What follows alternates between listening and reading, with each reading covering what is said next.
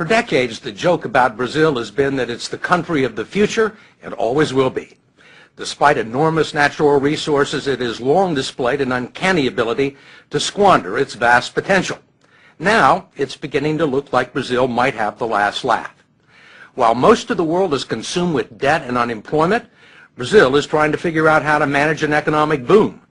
It was the last country to enter the Great Recession, the first to leave it, and is poised to overtake France and Britain as the world's fifth largest economy. Its outgoing president may be the most popular politician on the planet, and with the World Cup and the Olympics on the way, Brazil is about to make its grand entrance on the global stage. The story will continue in a moment.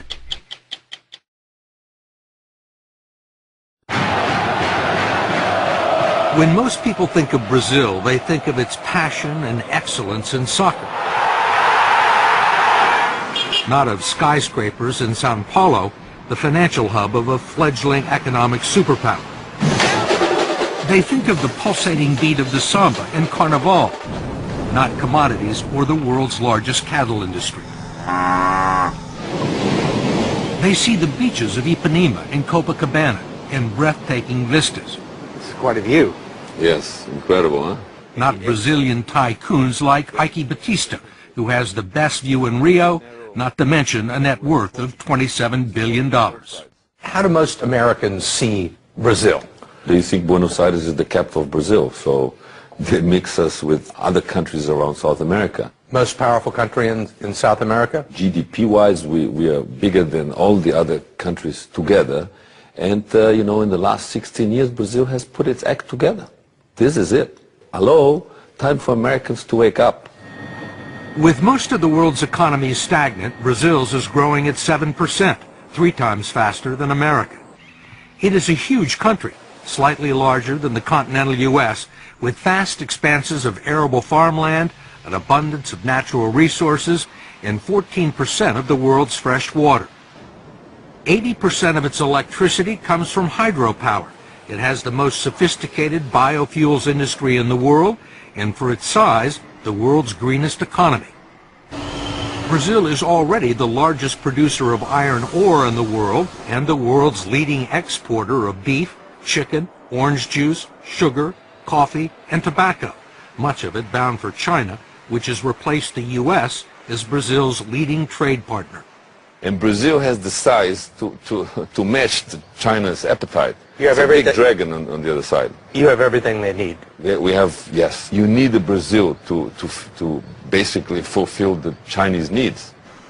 Batista, who has interests in mining, transportation, and oil and gas, is building a huge superport complex north of Rio with Chinese investment that will accommodate the world's largest tankers and speed delivery of iron ore and other resources to Asia. But it's not just commodities that are driving the Brazilian boom. The country has a substantial manufacturing base and a large auto industry. Aviation giant Embraer is the world's third largest aircraft manufacturer behind Boeing and Airbus, and a main supplier of regional jets to the U.S. market. Ike Batista says the one thing that Brazil could use more of is skilled labor. We have to create more engineers. In my oil company, I'm importing Americans to weld our platforms. To weld the platforms? Yes, there's a lack of welders. We're walking into a phase of almost full employment. This country has created almost 1.5 million jobs this year already. It's unbelievable. Brazil has seen periods of prosperity before, only to have the bubbles burst. It spent billions in the 50s and 60s moving its capital to a barren savanna near the middle of the country where it built Brasilia, a futuristic city right out of the Jetsons. Then it borrowed billions more to develop the country's interior. Corruption and ineptitude eventually led to a financial collapse, 2,000% inflation, and at the time, the largest financial rescue package in the history of the International Monetary Fund. Then a few years later, this man walked into the president's office. President Luis Inácio Lula da Silva, known simply as Lula, is a former metal worker with a fourth-grade education and a doctorate in charisma. When he was elected 8 years ago on his fourth try, Lula was a firebrand labor leader with socialist tendencies. Some predicted another Hugo Chavez. But he's about to leave office with a 77% approval rating and much of the credit for turning the country around. We talked to him at the presidential residence in Brasilia. When you took office, there were many businessmen, both in Brazil and abroad, who were very nervous about you, who thought that you were a socialist and that you were going to take the country sharply to the left. Yet these people now are among your biggest supporters. How did that happen? Look, every once in a while I joke that a metal worker with a socialist background had to become president of Brazil to make capitalism work here. Because we were a capitalist society without capital. And if you look at the bank's balance sheets for this year, you will see that the banks have never made so much money in Brazil as they have during my government. The big companies have never sold as many cars as they have during my government. But the workers have also made money. How have you managed to do that? I have found out something amazing.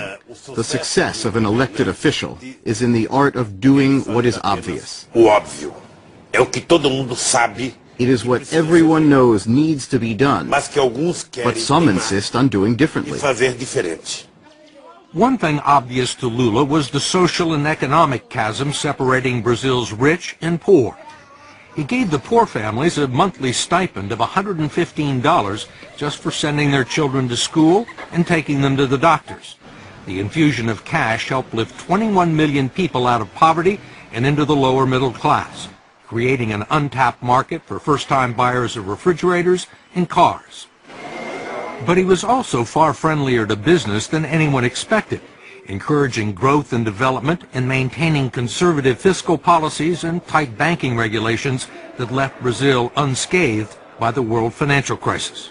Lula was the right man at the right time, it seems. You have to admit it. You know, he's a kind of pop star. Eduardo Bueno is a colorful commentator and best-selling author of popular Brazilian history. What's his secret? He's streetwise, I guess you can say that. He knows people. He knows the feeling. He knows what they want. He knows how to deal with the rich.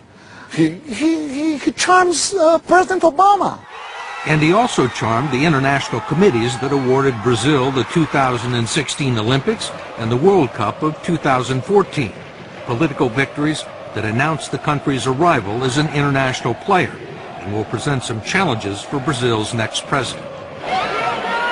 She is Dilma Rousseff, Lula's former chief of staff and his hand-picked successor, who was elected in October because he was ineligible for a third term.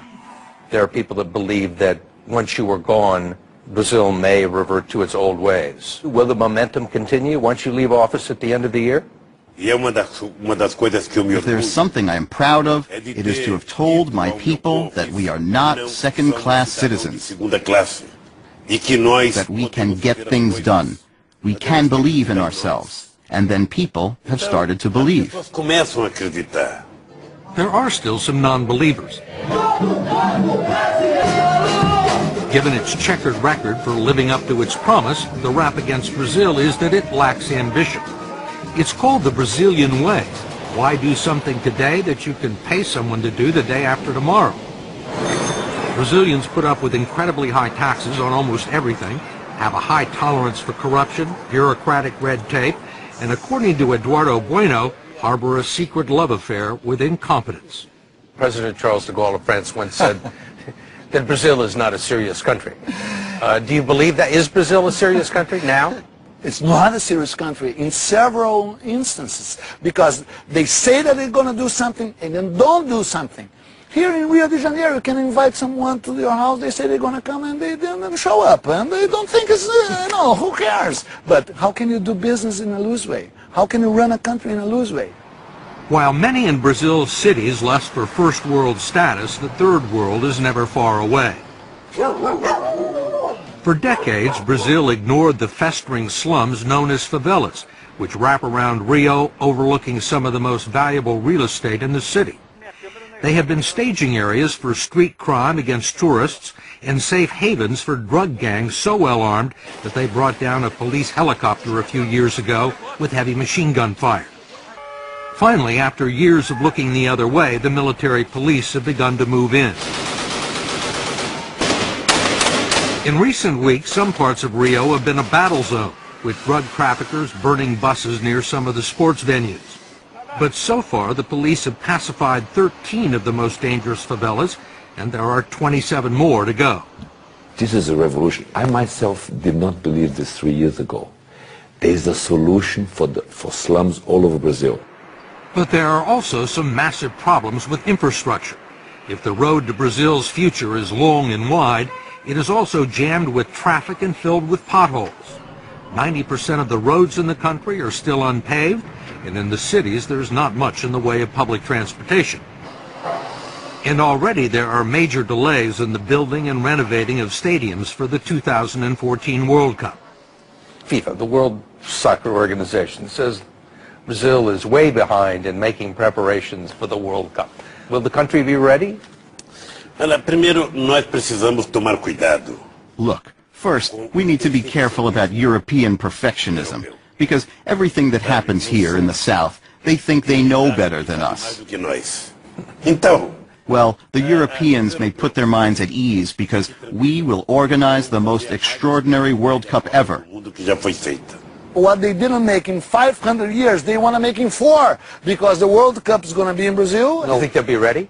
No, I don't think it's going to be ready, especially because Brazilians don't mind to be late. You know, they think, just get a little late, what's the problem? They're going to be planting the grass while the ball was already rolling. Whatever happens in Brazil, no one will be able to blame it on a lack of money. That's because 150 miles off the coast lie what are believed to be the largest discoveries of oil found anywhere in the world in the past 35 years. Petrobras, the state-owned oil company, is preparing to drill 20,000 feet below the surface of the Atlantic to reach oil fields that sit underneath layers of salt beds. This oil story is $1 trillion story right in front of us here. What do the offshore oil discoveries do for Brazil? What do they mean for the country's future? Oh, it means, you know, we should be producing in excess of 6 million barrels a day. So it put us among the third, fourth largest producer in the world, massive exporter. President-elect Dilma joked that the oil discoveries were just the latest proof that God is Brazilian. An economist from Goldman Sachs, no less, had predicted that Brazil, along with Russia, China, and India, will dominate the world economy in the 21st century. If it happens, Brazil would be a different kind of superpower, one that would rather make love, not war. It has no nuclear arsenal, and aside from contributing a small number of troops to the Allied cause in 1944, Brazil hasn't fought a war since 1870. Why fight? With all the pleasures, beach and sun, war, forget it. Soccer, let's watch a soccer game. Let's go to the beach. Let's drink a beer.